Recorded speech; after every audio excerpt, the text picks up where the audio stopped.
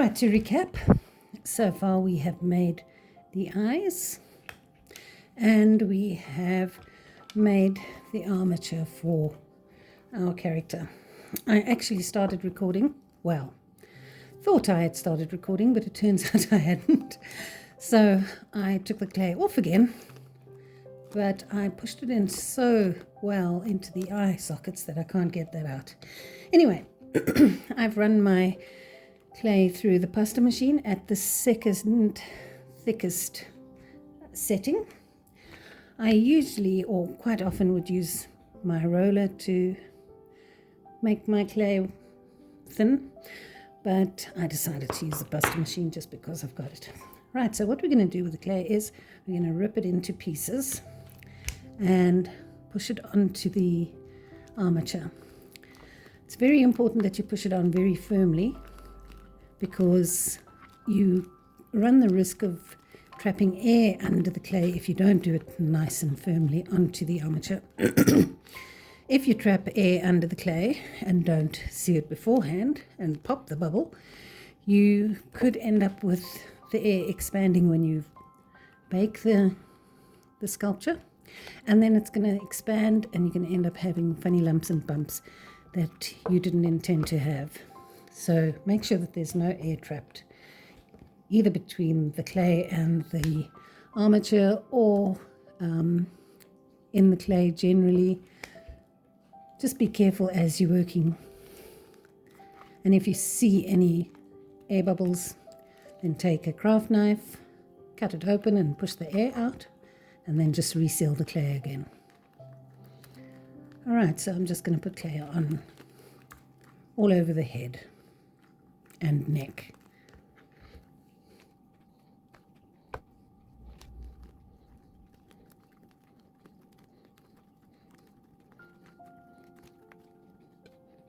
As you can see, I'm just ripping small pieces in, or size appropriate pieces, and putting it in anywhere that I can see the silver shining through.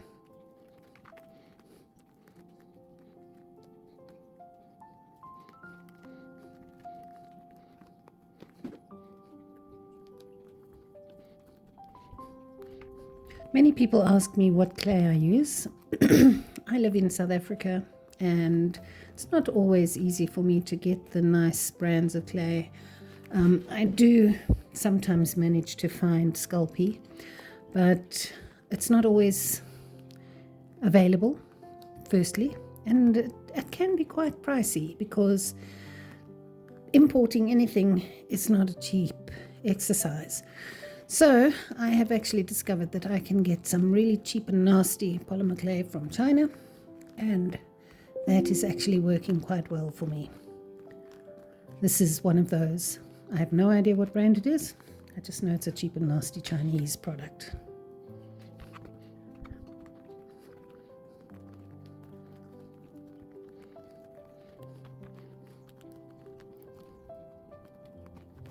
Okay, so if you look now, you can see the whole head has been covered. It's still quite rough. There's a lot of smoothing I still need to do, but you can't see any silver shining through anywhere. Make sure that the eyes are nicely established, and then we are going to put the eyes in. Just going to check that they fit nicely. Yes, okay. So what I would normally do with the eyes is I would put a tiny drop of liquid clay onto the back of the eye.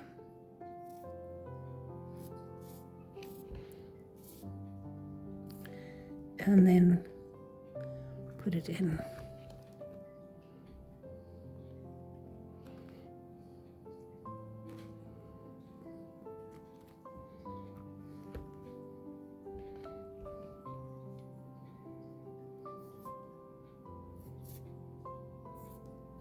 Oops.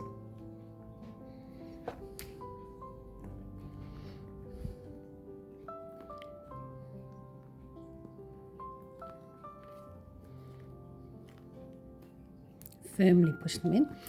Now I'll look from all directions to make sure that they are even or that they are sticking out the same amount. So I look from above You can see how much they are protruding.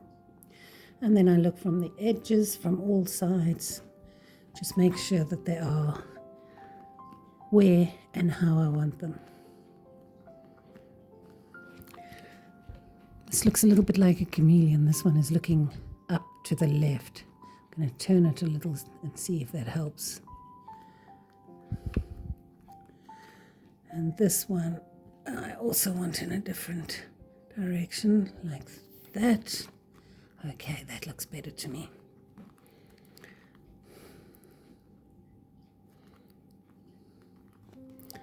Okay. So now it's fully covered in clay and the eyes are in, and we can start working on making it pretty. Something that I can't stress enough is that you need to have good reference images.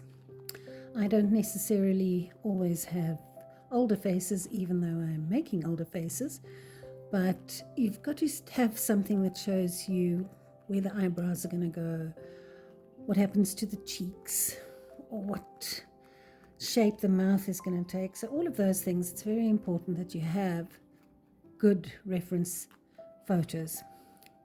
You are not copying the photo as such, you're just learning from the photo. So it's not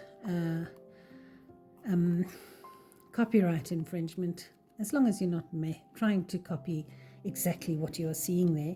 You're using it to learn what the shapes will be on a face that is having the chosen expression that you want to do. So as I've said before, this one will be sticking her tongue out, and those have, well, the one that I like has got high eyebrows, and the chin is all scrunched up from the muscular changes in order to pull your tongue out.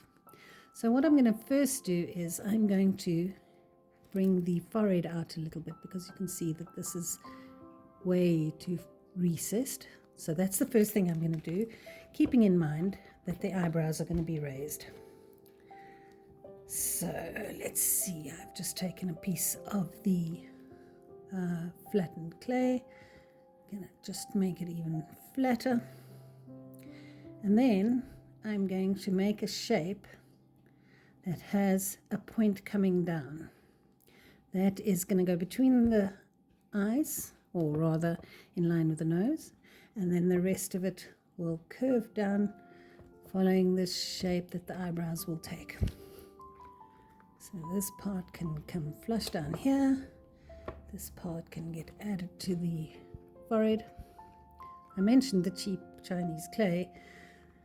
This particular block that I got is super sticky and soft and mushy, but I'm managing to work with it, so it doesn't really matter to me too much. Okay, so this is the beginning of bringing the forehead out. My focus at this point is just on the shape here. Let's just see on the shape here so that I can see how it's coming out. Bringing the eyebrows down a little. I will be adding more, but this is just to start the landmarks on the face.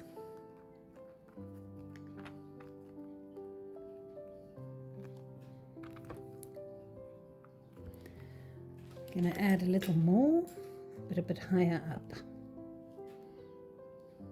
You don't have to use thin clay for this. I mean thinly rolled clay. You can use you can make a ball of it and just pull pieces apart, but this is the conditioned clay that I've already got from when I was covering the body, the head, and so that's what I'm using. So pulling it all and trying to get it all joined up together.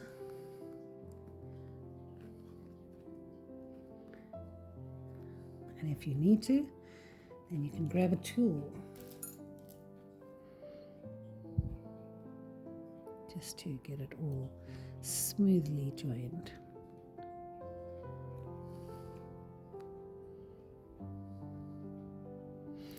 It's not critical that it is smooth now. I just like to smooth it as I go along, because otherwise sometimes you end up with nooks and crannies that you can't get into to do any smoothing when you're ready for it.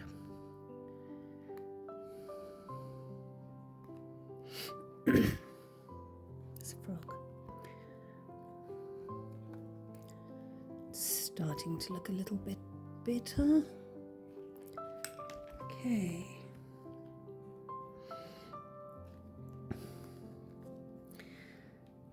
The next step that I'm going to take is I'm going to make the bottom eyelids. What I would normally do then is I would roll thin snakes of clay.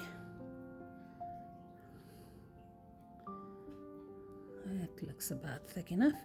And then I will put it, and I always start on the inner part of the eye, put it down onto the eye, bring it across, and then just snip it off.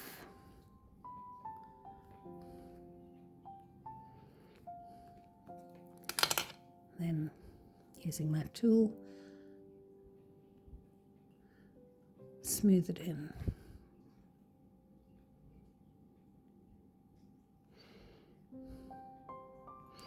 Now, any of you who know anything about anatomy will see instantly that mine are not accurate, because your eyes should be a width of an eye apart, and mine is narrower. But I generally do that. I just think it looks cuter. I basically see those anatomy rules as guidelines. Okay, same on the other side. And cut it off.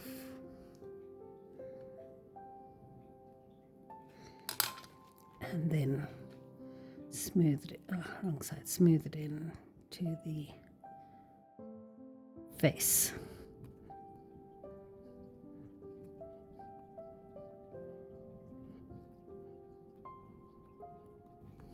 That's good enough to start with.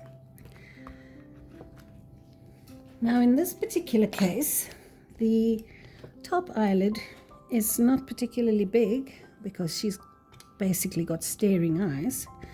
So I will do the same as I did with the bottom ones at the top. Make her a worm, snake, whatever you want to call it. And starting on the inside, just put it over, oopsie, the eye.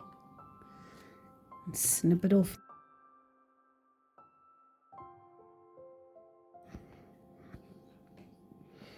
Just put the other one on.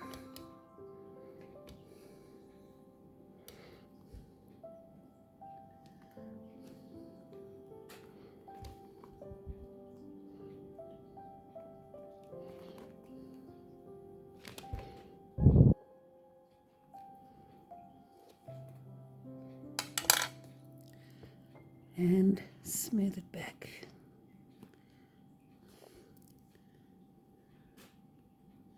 So just a point here. Normally, you can't see the top edge of the iris. Normally it would be covered. But she's staring. Her eyes are absolutely wide open, and so you can see right around her pupil. At the top there. I mean, not her pupil, her iris.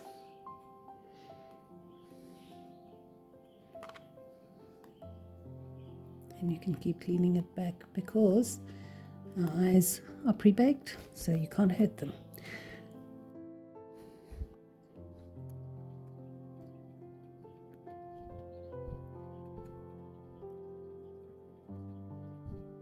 So that's good enough for now.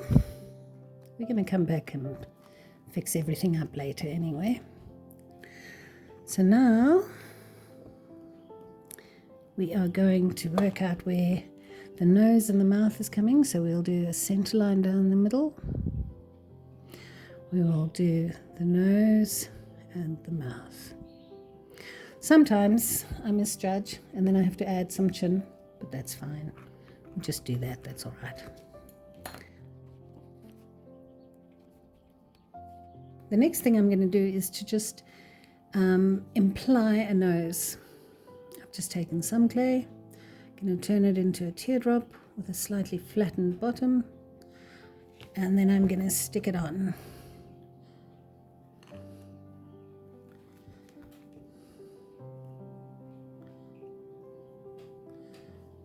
Smooth it into the forehead, and then with a tool I will just join the bottom.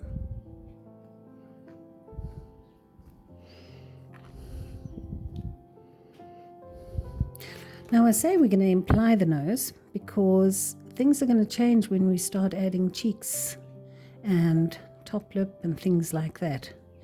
This is just, I do this so that I can see where I'm going with it. I don't know what order other people do it, but this is the order that I go, just so that I know where we are going. Now, the other thing that you need to be aware of, this might not be the final size. You might add clay, you might remove clay. This is something that you're going to see as you're going along. Okay.